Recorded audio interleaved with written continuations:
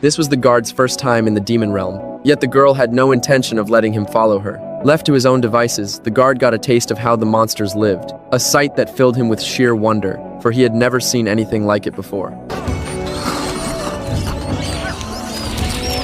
Though the scene was somewhat repulsive, the guard was a curious soul, even if his curiosity led him into danger. Just then, the girl brought him a pastry.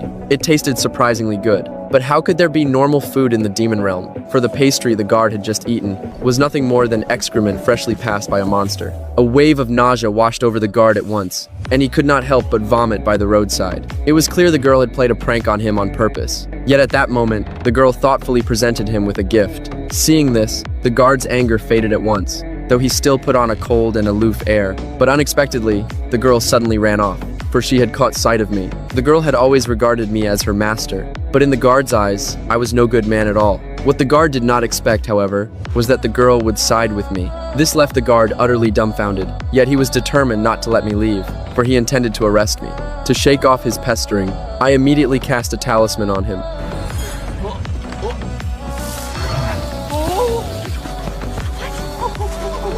A red mark appeared on his palm in an instant. Seeing this, the girl grew ecstatic and begged me to cast a talisman on her too. Under the talisman's control, the guard seized the girl on the spot, and with that I freed myself from the two of them, for I had an important errand to run on this trip. Chaotic as the demon realm was, its defenses were tightly guarded, for seated at its heart was none other than the lord of the demon realm. This monster was extremely greedy for wealth. Seeing that I had come alone, he immediately grew interested, but when I stated my business, he panicked on the spot. Seeing his refusal to cooperate, I had nothing more to say.